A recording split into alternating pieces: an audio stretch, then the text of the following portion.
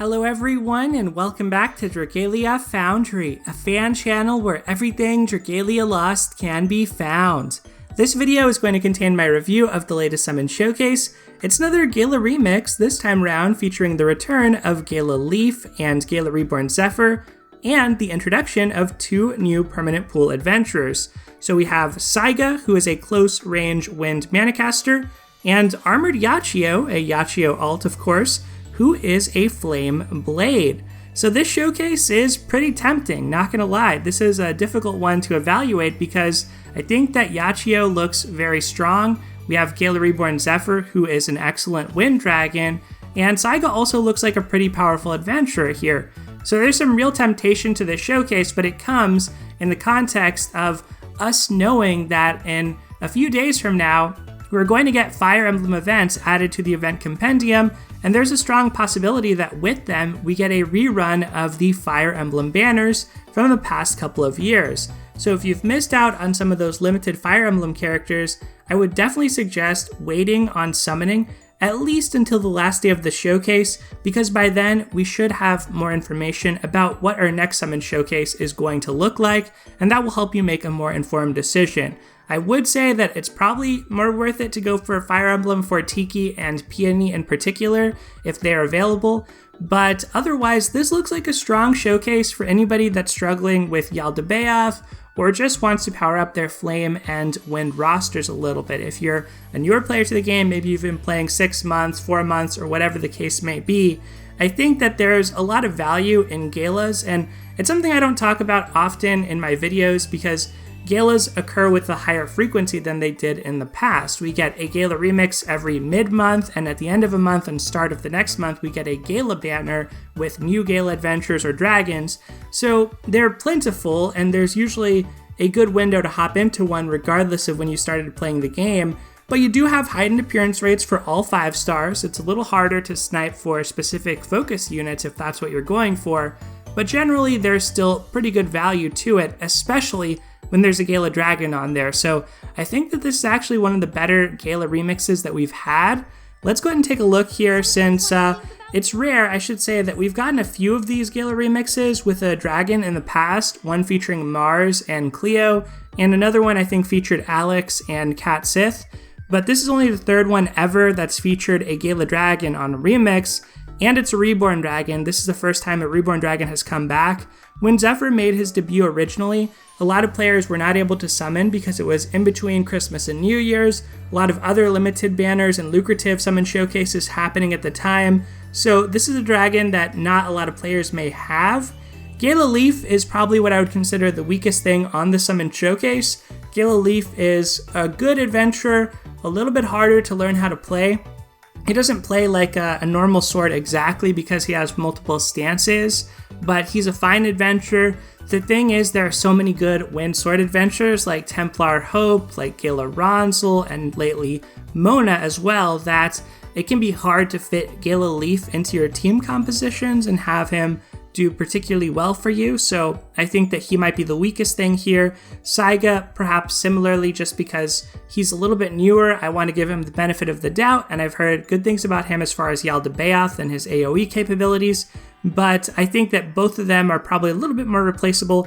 Armored Yachiyo looks to me like the standout, where some of what you can apply if you're missing certain limited adventures like Leonidas or Nobunaga, she could probably slot in pretty nicely for you, so that's kind of my high-level view on this showcase. I think it's a good one. I think you could certainly consider summoning here, and yet I am probably not going to summon. I'm very interested in Armored Yachiyo.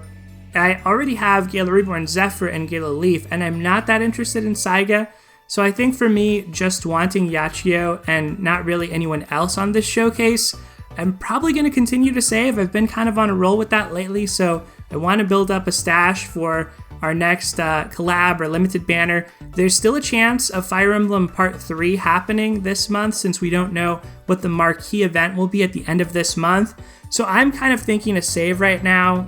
It's hard. I do love Yachiyo. I think she looks awesome in her new outfit, and Saiga looks pretty cool too. Still don't have a wind manicaster, but I think personally, since I already have both the Galas that are returning on this one, I'm probably going to just save and skip this time around, as sad as I am to say that. All right, let's go ahead and get into the new characters here. So starting with Saiga, though I have done wicked deeds, I fight for righteousness. Looks pretty cool. And his portrait, of course, he is a close range style. So a little bit of background on the Manicaster styles if you're not familiar. The rapid fire one is the one that Leonidas and Lapis use, and that is a continuous force strike that you hold down, so that's probably the easiest to pilot. You also have that same style on Gala as well, and the close range is pretty uncommon, so Yoshitsune uses it, Irene uses it. It's not on very many adventurers. Saiga's now an addition to them, and you kind of dash and shoot, but the basic attacks do a lot of damage, so I don't think you necessarily want to interrupt your basic attacks. The long range style plays kind of like the close range, but I think there you tend to prefer the SP generation. So far, the long range characters we've gotten tend to do more damage from their skills. So if I had to characterize it, I would say long range adventurers like Ilya, Formal Hakim, most of their damage comes from skills. Close range, it's the basic attacks, and rapid fire is the force strikes. Of course, all three categories can do a combination of the different sources of damage, but that's kind of my take on it as of now. There are some adventurers that don't quite fit the mold, and I don't have that many Manicasters, so if you have more of them out there and you've more experience playing with them, definitely leave a comment to tell us your impressions on them. But I think that Saiga will play kind of like Yoshitsune, for lack of a better comparison here. And as far as his skills, he has Dirge Shot, which is shareable, deals damage directly ahead, causes Stormlash, and when used directly next to foes, grants the user the enemy inside effect. It has 3 levels, and when level 3 is active, it consumes it, and it deals damage, causes Stormlash, and Stormlash foes take extra damage. So if you have level 3, you get 120% killer modifier on this skill.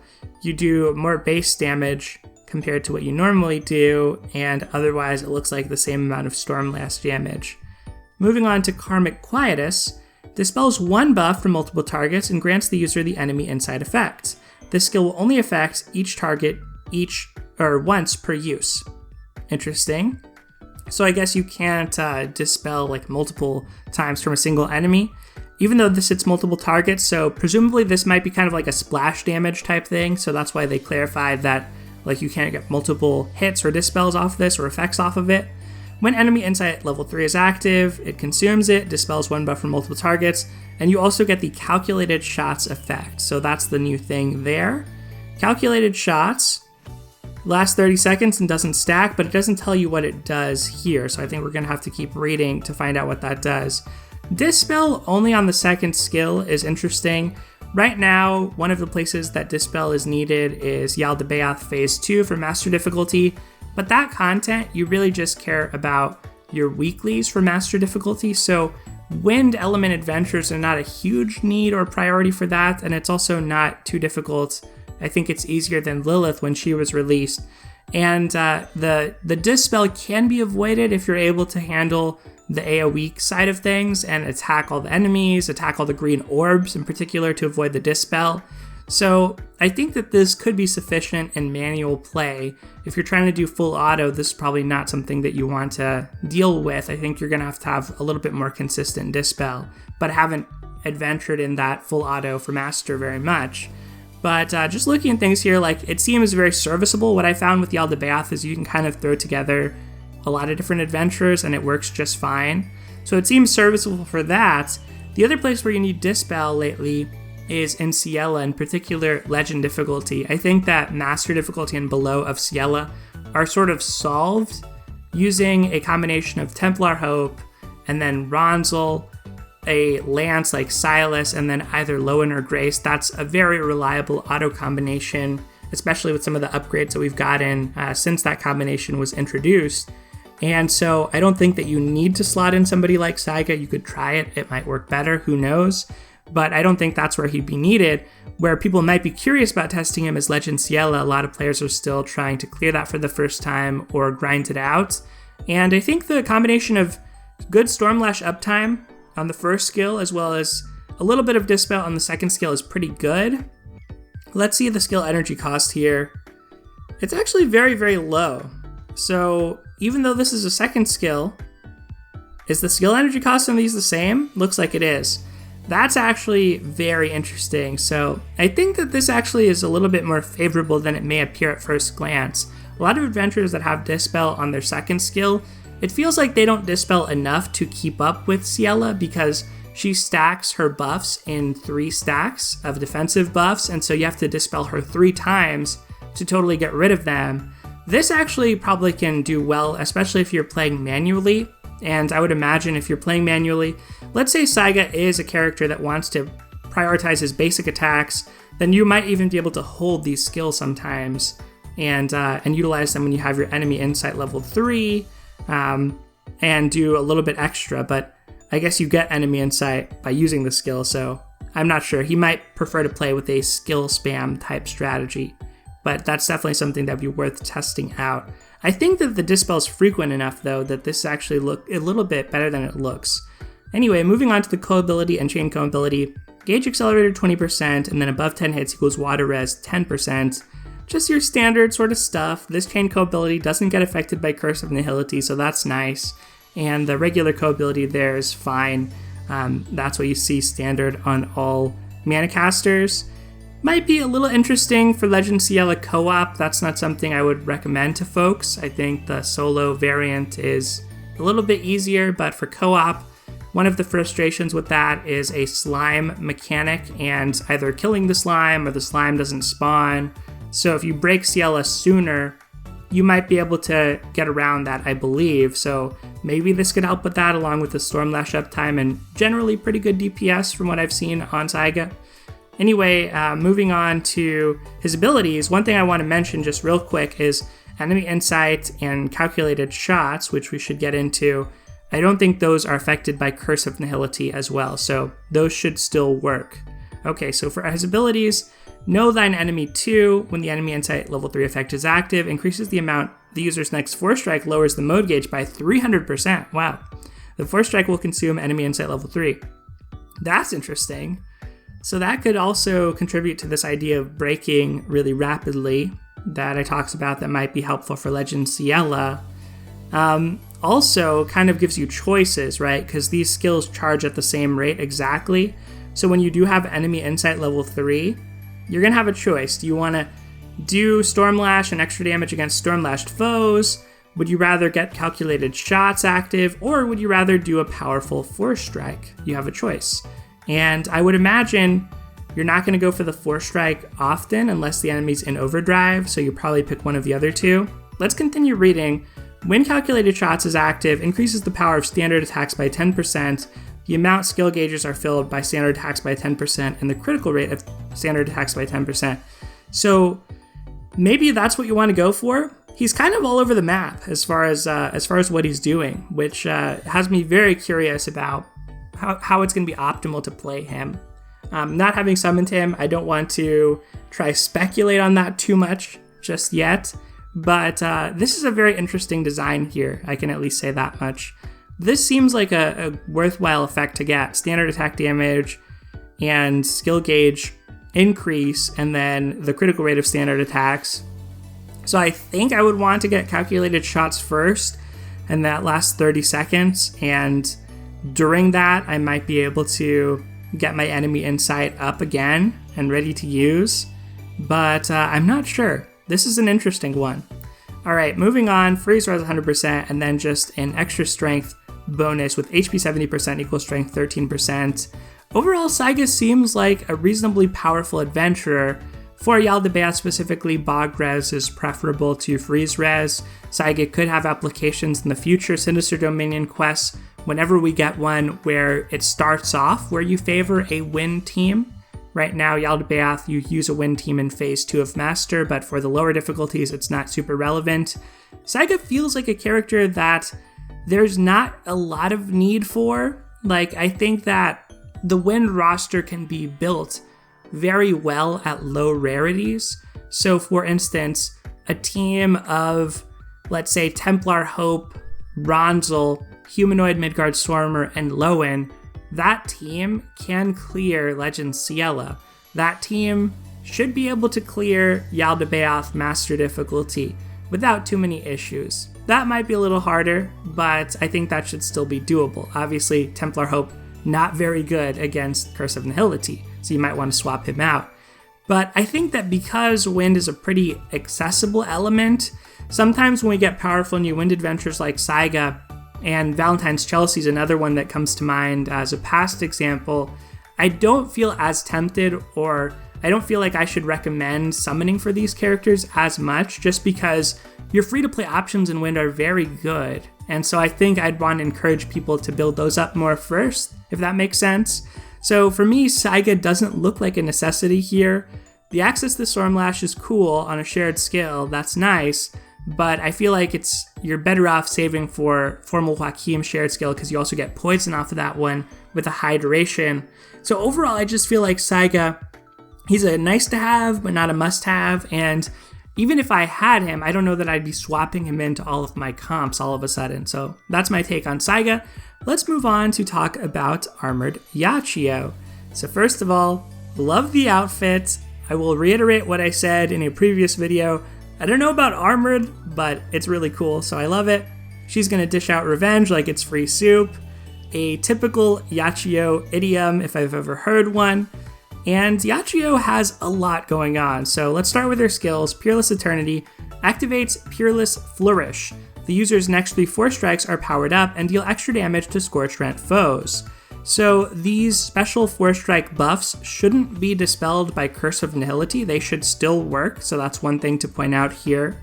And the powerful Force Strikes here, dealing extra damage to Scorch Rent foes, is nice because Yaldabaoth, part of the new meta, has become Scorch Rent. Burn isn't as easy to afflict Yaldabaoth with him starting with a relatively high resistance to that. I want to say it's 80% or at least 60%, but it probably depends on the difficulty as well. But you will start to see resist text more soon or quickly for Burn than for Scorch Rend for sure. So this is kind of nice. This is the direction that the game has moved in, is toward these quote-unquote Gen 2 afflictions. So good to see some extra damage against Scorch Rent foes.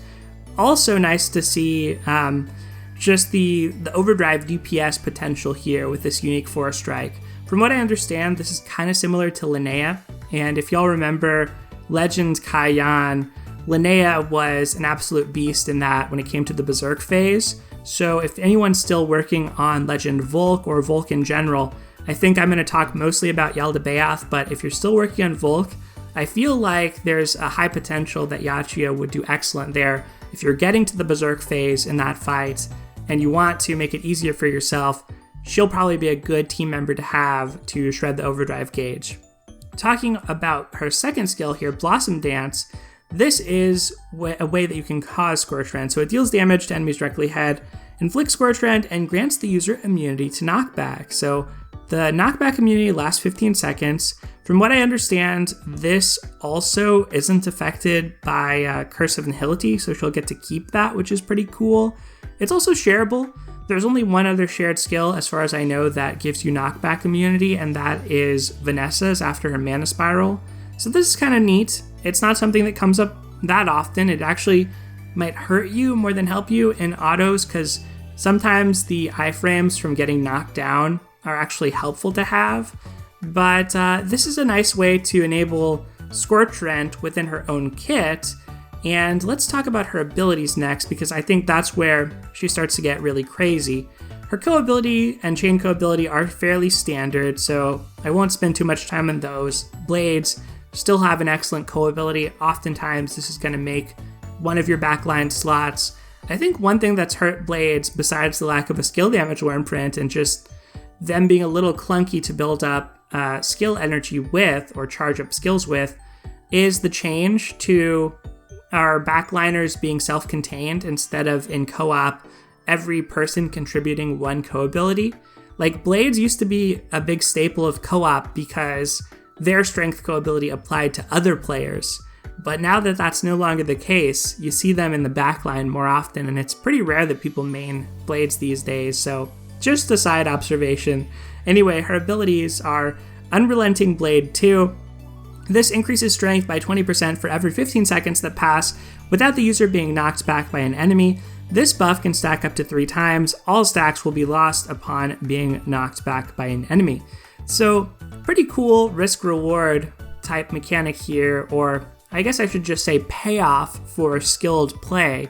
Sure, you get your second skill to help you out, but this is still going to take a little bit of effort on your part, especially as a blade weapon type, and if you're charging up these long to charge force strikes. So I think this is pretty cool. One thing that's a little sad is the second part here, at least for me, grants the user a unique force strike that has 2 increasingly powerful charge levels and dispels 1 enemy buff when the combo count is 15 or higher. The user will be immune to knockback when charging this force strike, so I guess you won't be getting knocked down in your force strike, so that's one good thing. But what I was going to say is kind of sad is the blade force strike is one of the more fun things to do with them, and it may not be the most optimal thing or that good for generating skill energy, but it is pretty fun to just zip around the battlefield with that. So I am a little sad with the unique force strike, but that is something that's certainly going to make her very good, and as an AI it's going to make her a lot better, because one of the weaknesses of the blade AI is that when the boss gets into overdrive, the blade AI just loves to force strike through them back and forth, almost exclusively. Like, it'll do some standard combos and stuff, but if you've ever kept on your animations for your backline characters, you'll often see this of like blade AI just going back and forth through Roy, for example, and Mercurial Gauntlet and other bosses as well.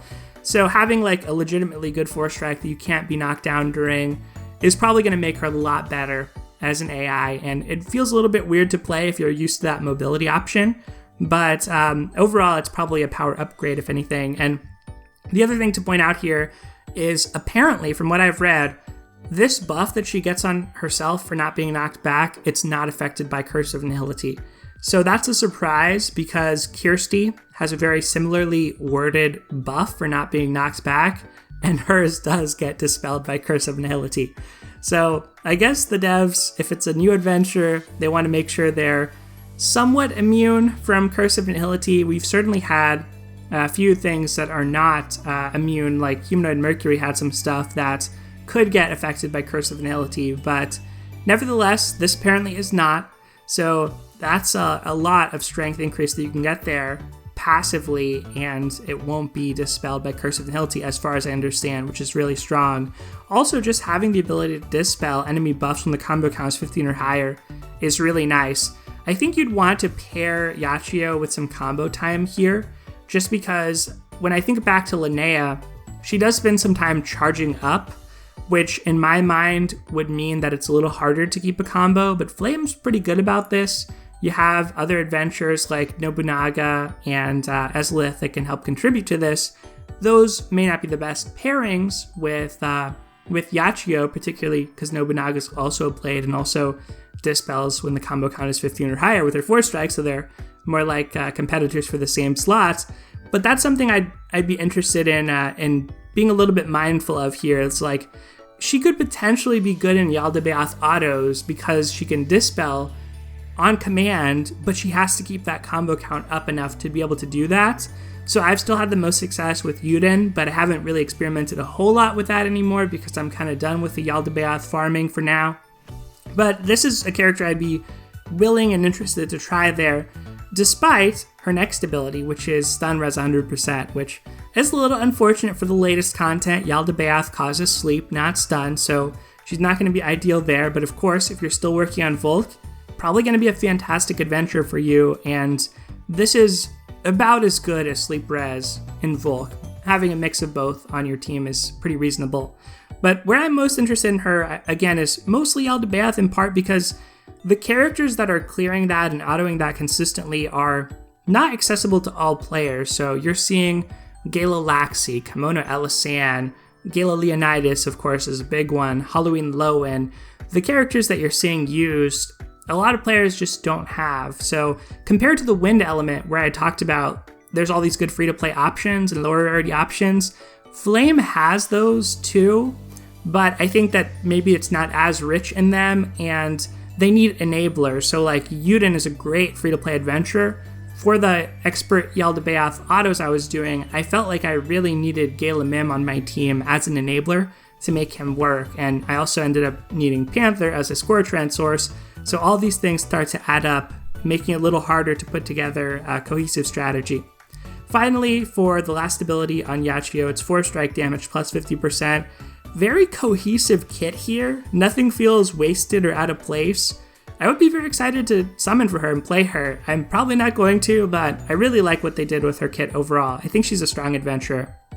Alright, so moving on to the returning adventurer and returning dragon, Gala Leif and Gala Reborn Zephyr. I'm not going to spend as much time on them here, but let's kind of parse through. It's been a while since I've read over Gala Leif's kit, to be honest, and it's a little bit hard to interpret at first glance because of his multiple stances. So let's kind of skim through and I'll share my overall thoughts on Gala Leif. He's not an adventurer I use very often, to be honest, and it's because there are so many good wind swords. So you have Templar Hope, you have Gala Ronsel, who recently got his Mana Spiral, you also have Mona, who's another new addition that's quite strong. You have Kuhai, who's great at shredding the overdrive gauge and Berserk as well. So there's other good options here.